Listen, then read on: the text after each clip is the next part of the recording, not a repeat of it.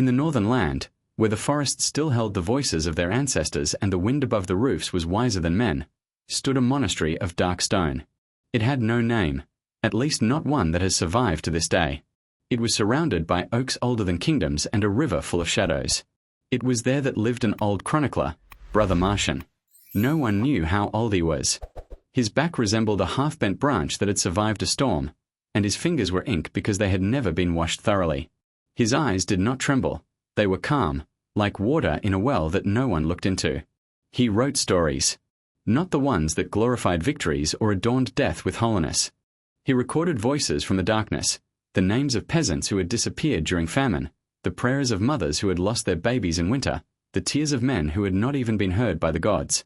He kept what was useless to the world, but sacred to memory. Every morning his cell smelled of old parchment, mold, and wax. Somewhere under the ceiling a sparrow squeaked, stubbornly refusing to fly away. And below, at his feet, lay an old cat, as silent as its master. He wrote in silence, only occasionally breaking off to reflect. And then his lips barely moved. Time is not a river, but ashes. It does not flow, but settles. We breathe it, and it becomes us. And everything would have been like this until the end, if one morning the bishop's messenger had not arrived. Every time has its own wave of fear, and it rose again. The church feared words, because words, like faith, live longer than crowns. He was accused of preserving unblessed truths, in sympathy with heretics, with herbal women, with the poor and lepers. His manuscripts are infected with pity, as one brother said. There was no trial, because trial is a luxury for those who still believe in justice. He himself set fire to his library at night, without anger, without tears. He simply opened the heavy doors of the crypt, brought a candle, and knelt down. The fire didn't roar, it whispered, as if each page thanked him for the memory. The smoke rose slowly, smelling of burnt summer, dried flowers, blood under the bindings. When the monks came running, it was already too late. Brother Martian was sitting in the middle of the ashes. His eyes did not look at them. They looked further, somewhere beyond the fire. That night the wind carried in all directions the names that were no longer on any list. They say he died silently, and his cat disappeared. Maybe she went to where words still have weight. All that remains is a stone with an inscription that is being erased by the rain. Memory is a form of love, and love is a form of resistance. And that's why stories burn. But their ashes are always warm. Brother Martian was no longer spoken of in the monastery. His name was not mentioned in sermons, not mentioned in liturgies. The monks walked past the side of the fire, averting their eyes, as if fear and memory shared a common face. The silence was harsher than any punishment. But something strange happened the following spring. In the hollow of an old oak tree behind the monastery wall, a young novice named Anselm found a charred scrap of parchment. The text was barely visible, as if written not in ink but in shadow. The world does not fear death, it fears those who remember it. Anselm began to secretly search for other fragments, under stones, in cracks in the wall, between the covers in the library. And he found them. Each one was like a whisper of fire that refused to disappear. They were not whole, not finished, but there was breath in them, a description of a blind woman praying in the snow, the voice of a child asking why God was silent, the silence of a soldier who had killed for the first time and could no longer speak. Anselm began to copy these fragments at night, on scraps of cloth, on the back of church registers, even on the walls of his cell, where no one could see. He could not stop, because he felt that these were not just words. They were testimony, and testimony was a form of truth that could not be destroyed with impunity. One night he dreamed of Martian. He did not speak. He only held a book in his hands, black with ash, but with a gold clasp. And when the boy woke up, his cell smelled of smoke. 40 years passed. Official chronicles were no longer written in this monastery. Bishops succeeded each other. Kings came and went. But in the secret places, in private books, in the spaces between the lines, stories of hunger, faith, death, laughter in sorrow returned. They carried the mark of someone who had once chosen not to be silent, even when the world had forgotten his name. Anselm had grown old. He too was bending under the weight of his years. But every night before going to bed he would touch the wall where the first fragment was kept with his fingers, like a prayer that needed no words. Stories can burn. People can be forgotten. But where there was fire, The earth holds its warmth for a long time. Maybe that is the freedom, not to live forever, but to be someone who cannot be erased completely. The year Anselm became librarian seemed rainy. The roof in the east wing leaked, the walls absorbed moisture, and the ink faded faster than memories. And it was then that he began to keep his own book, a secret one, without a name. He did not write in it the events of the life of the monastery. He was not interested in new abbots, orders from the diocese, or donations from neighboring parishes. Instead, he noted what always slipped through the official chronicle like wind through a crack in a frame: a conversation between two old brothers about dreams they were ashamed of, a teary young novice shed after confession, the smell of the earth after the first thunderstorm, so strong that it seemed that God had touched the forehead of the world. Anselm called it history between the lines. And sometimes he wondered if Brother Martian had not been the first to start keeping it. He had not been taught this kind of writing. It was something else. Dangerous because it was too vivid. The world loves facts, but forgets feelings. And memory is not lists, it is traces of warmth. He once wrote in a preface that had no addressee. At night, when the monastery fell asleep, he would open an old wooden box. It held fragments, those left of the Martian's ashes. Parchments burned on only one side, pages with wax stains, phrases without beginning or end. He touched them as people touch relics, not with hope, but with gratitude. Once he found a sentence, pronounced as clearly as the ringing of a bell: "The greatest heresy is to remember what others want to forget." It struck him, not as a thought, like a judgment. In those days, a new brother had appeared in the monastery, Edgar, silent, with a deep scar on his jaw. He rarely spoke, but often observed. And Anselm sensed something unusual in his gaze. Not suspicion, not hostility, but a kind of tacit agreement, like the compassion of a person who had seen something similar. Several weeks passed, and one evening Edgar approached him at the spring behind the monastery. "I know," he said simply. Anselm was silent. About the texts, about the ashes, about him. The night said nothing. Only an owl hooted in the distance. "And what will you do?" Anselm asked. "I will continue," Edgar answered, but silently.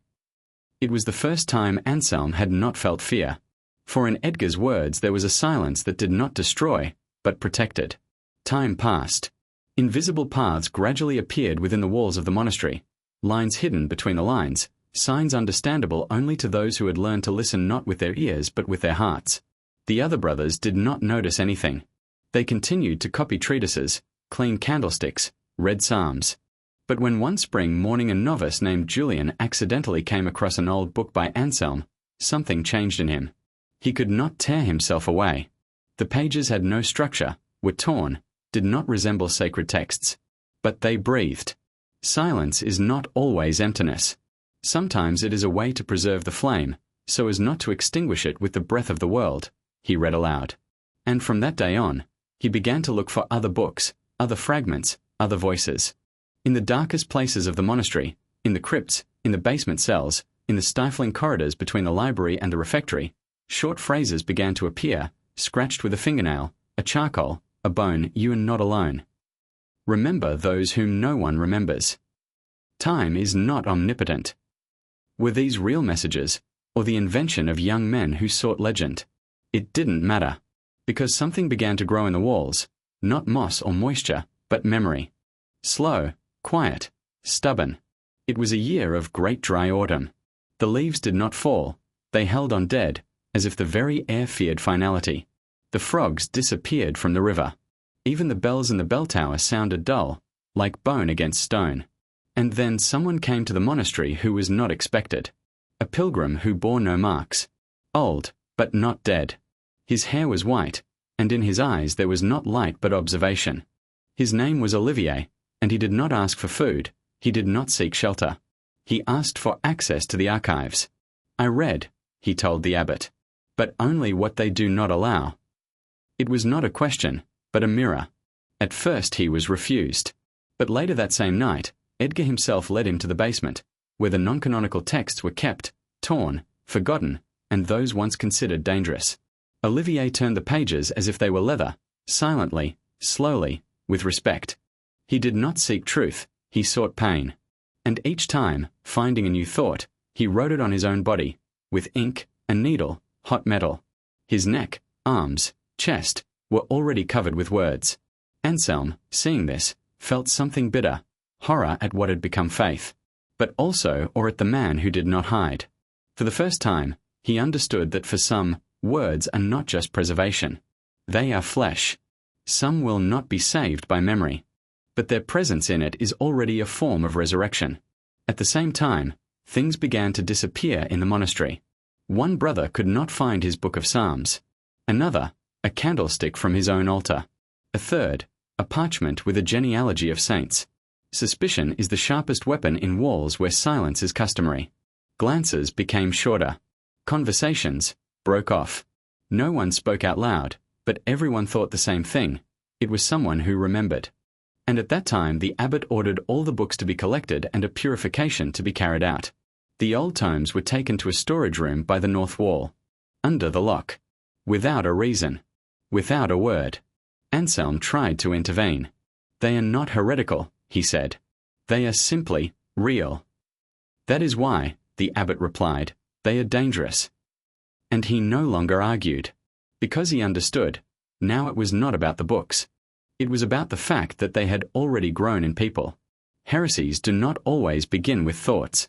Often, with a look, with a touch, with an understanding that cannot be put into dogma. Martian stories, which were once ashes, now became voices. In dreams, in dialogues, in short notes left in the monastic cells. Julian, that young novice, began to write poems about silence. He couldn't rhyme well, but in every line there was someone who had once been silent in pain. Edgar carved a phrase on the inside of the cell door that was later found after his death. When the world tells us to forget, that's when we must remember. And even those who were afraid began to keep it. Not with faith, but with love. Because love is not always gentle. Sometimes it is stubborn. Meanwhile, Olivier disappeared.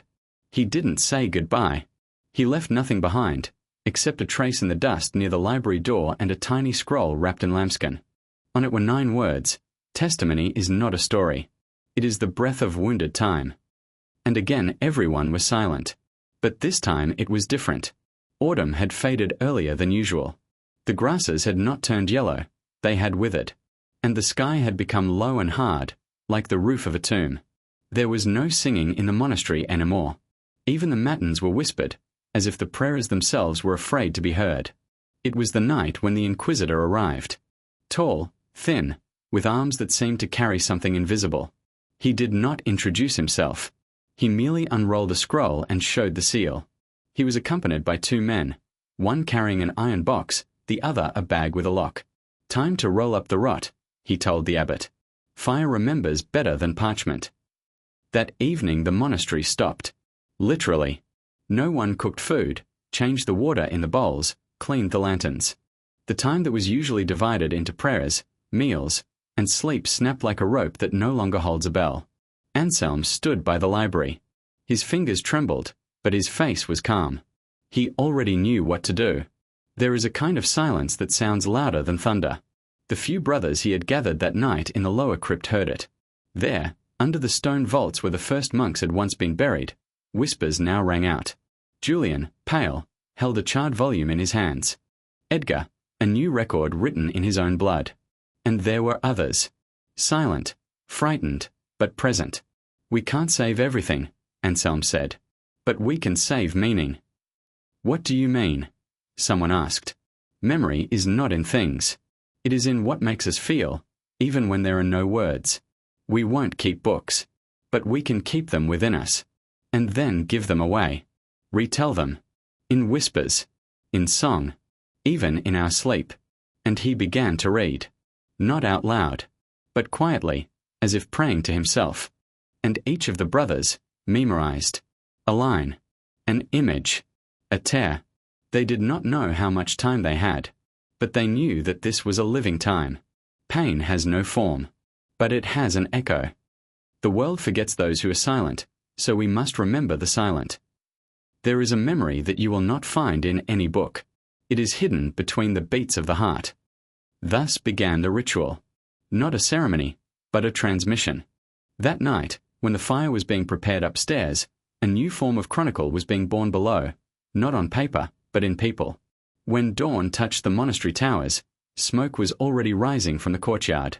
The Inquisitor personally set fire to a pile of old texts that had been collected during the night. Anselm stood nearby, silent, and watched as the letters disappeared, turning into ash and emptiness. He didn't cry. He didn't turn away. He just whispered, "Words don't die. They change bodies." And then, for the first time in years, he felt, not hope, but the shadow of a sequel. That same evening, the Inquisitor disappeared. He didn't say goodbye. He left no trace. All that remained was the sack that was supposed to contain the proof, a book he never found. But in the sack lay another scroll. A single sheet, yellowed and scorched at the edges. A silent voice can be louder than all the trumpets in the world. True memory is not afraid of fire. No one knew who had laid it. But from that day on, a new habit appeared in the monastery. Once a week, all the brothers were silent for an hour. No prayer. No sound. We just sat there and listened to what wasn't there. Because sometimes silence is the best way to tell the truth. Several winters passed. The monastery remained, as before, silent, absorbed in its daily discipline. People outside knew it as a place of prayer, study, repentance. But no one suspected that under the stone vaults now lived another church, not of stone, but of memory. Those who kept it no longer had names. They became bearers. Each one was a library of flesh, blood, and thoughts. Anselm was still alive. But he spoke rarely. He spent most of his time in the garden, among the withered grass, where he sat under an old walnut tree. His eyes could no longer see well, but he remembered the smells well: a rotten leaf, smelling of autumn, a stone warmed by the sun, parchment leather, weathered by time. One day a woman came to the monastery. She did not ask for help. She did not repent. She did not seek God. She simply held the boy in her arms, about 7 years old, and whispered, "His father was burned for a word, and he wants to learn words." Anselm nodded. "Leave him." And the boy stayed. And so a new silence began. This boy, his name was Stephan, was silent, but his eyes were as clear as transparent glass. He did not study from books, because there were no more books. He learned to sit near his old brothers and listen to how they spoke to each other, slowly, carefully, with pauses, as if measuring each word. And each such conversation was not just a conversation, but an act of transmission. Sometimes he wrote on the ground with a stick. Sometimes, on his own palm. Often, out loud, to himself. The way those who are afraid that there will be no one to pass on do. At night he would come to Anselm. "Tell me more about Martian," he asked. And the old man spoke, without pomp, without heroism, simply, as if about a person who could not live a lie. And then he was silent, for a long time. And Stephan sat nearby, and listened. He listened to the silence, something that was louder than legends. The world outside the monastery was changing. Kings came and went. Temples became larger. Knights died for the throne or an idea. Villages burned down, and then grew again, like grass after a fire. But among this, stories appeared. Strange, unsigned, like shadows between the stars. They were not about battles, but about mothers who hid children from war.